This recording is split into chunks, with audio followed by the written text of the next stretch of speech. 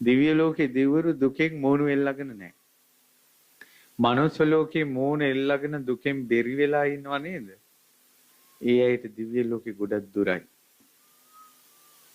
ඒ නිසා තමයි බුදුරජාණන් වහන්සේගේ ශාසනය කියන්නේ අශෝකං විරජං කීමං ඊතම් මංගල මුත්තමක්. ශෝක නොකිරීම මංගල කාරණාවක් කියලා. පින්වතුනි පුරුදු වෙන්න එපා. දුකින් ඉන්න පුරුදු වෙන්න එපා. ප්‍රශ්න මිනිසුන්ට ඇති වෙනවා තමයි. කරදර මිනිසුන්ට ඇති වෙනවා තමයි. ඒ වුණාට මෝණු එල්ලගෙන ජීවිතේම අපායක් කරගන්න ඕනේ නැහැ.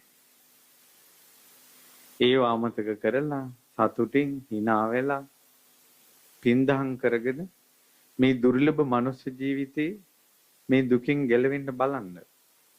හැමදාම මොනු එල්ලගෙන දුක් බරිත වෙන්න එපා. දෙවියන්ගේ දිව්‍ය ලෝකවල ඒ සුධර්මා දිව්‍ය සභාවට රැස් වුණ දිව්‍යවරුන්ගේ මෝනේ දුකක් නැහැ. සතුටක්ම තියෙනවා.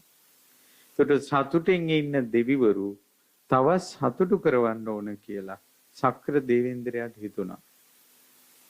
ඒකට සක් දෙවිඳු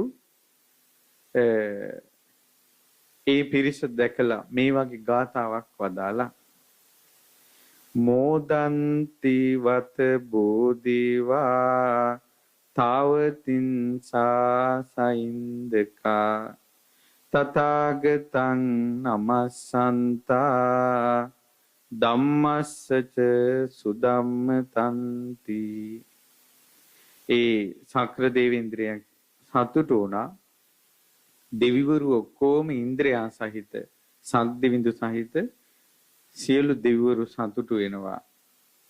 දෙව්ලොව බුදුරජාණන් වහන්සේට নমස්කාර කර කර ධර්මයේ තියෙන වටිනාකම ගැන හිතා බුදුරජාණන් වහන්සේටත් ධර්මයටත් වැඳ වැඳ තමයි දෙවිවරු ඉන්නේ දිව්‍ය සභාවේ දිව්‍ය ලෝකවල.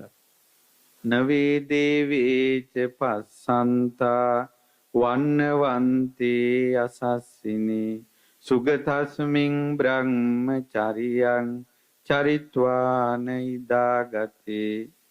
අලුත් දෙවිවරු බුදුරජාණන් වහන්සේගේ කාලේ අලුත් දෙවිවරු දිව්‍ය ලෝකේ පහළ වෙනකොට ඒ අය ගොඩාක් වර්ණවන්තයි, ගොඩක් ලස්සනයි, ආනුභාවයේ යසස වැඩි.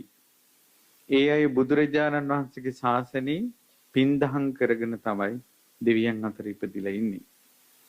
තේ අඤ්ඤේ අතිරෝචන්ති වන්නේන යසසායුනා ශාවකා බුරි පඤ්ඤස්ස විශේෂූපගතයිද. අනිත් දෙවිවරුන්ට වැඩිය බුදුරජාණන් වහන්සේගේ ශාසනයේ පින්දහම් කරගෙන ධර්මයේ හැසිරීලා දෙවියන් අතර ඉපදෙන අයගේ වර්ණයයි යසසයි වැඩි. බුදුරජාණන් වහන්සේගේ ශාසනයේ මාර්ගඵල අවබෝධ කරලා දෙවියන් අතර ඉපදුනාට පස්සේ ඒ දෙවියෝ විශේෂයෙන් බබලනවා. ඉදන් දිස්වාන නන්දන්ති තාවතින් සාසයින්දකා තථාගතං නමස්සන්තා ධම්මස්සච සුදම්මතන්ති. ඉතින් මේක දකින දෙවිවරු ගොඩාක් සතුටින් බුදුරජාණන් වහන්සේටත් ධර්මයටත් පුදුම ධර්මයක් නේද මේ බුදුරජාණන් වහන්සේ දේශනා කළා තියෙන්නේ කියලා ධර්මයේ වටිනාකම කියා දෙවිවරු මේ ධර්මයට ප්‍රීතිය දහම් ප්‍රීතියෙන් වාසය කරනවා කියලා කියනවා.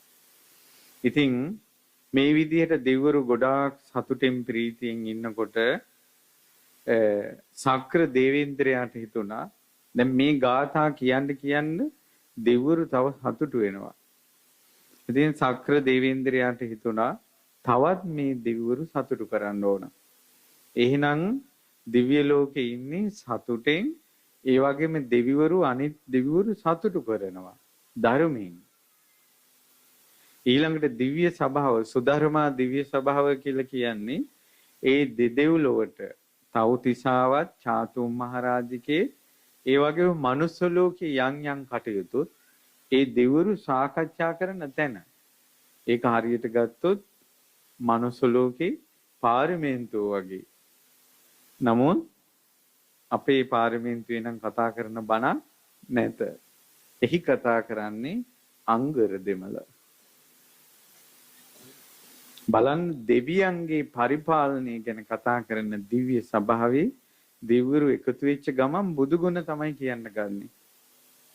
ඊට පස්සේ සක්‍ර දේවේන්ද්‍රයා දෙවිවරුන්ට කියනවා පින්වත් දෙවිවරුනි තථාගත අරහත් සම්මා සම්බුදුරජාණන් වහන්සේගේ තියෙනා වූම ගුණ 8ක් මම ඔබට කියන්නම් ඔබ ඒක අහන්න කැමතිද?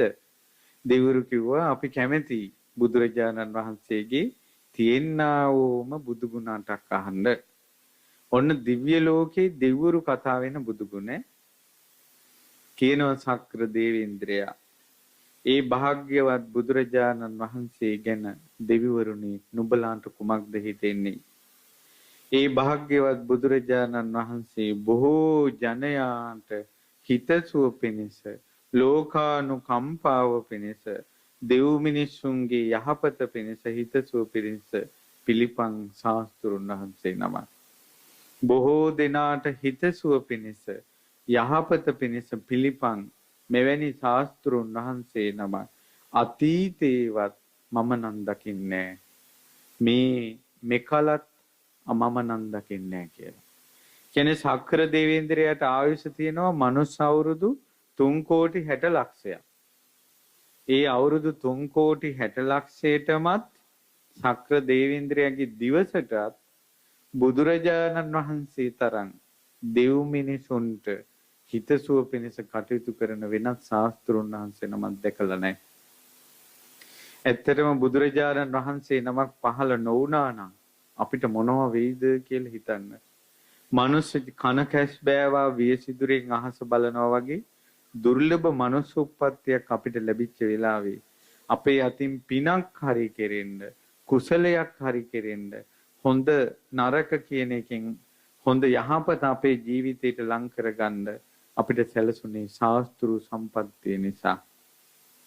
මේ ලෝකේ යම්කිසි කෙනෙක් අමා මහ නිවනටපත් වුණා නම් ඒ අමා මහ නිවනටපත් උනේ බුදුරජාණන් වහන්සේ නිසා.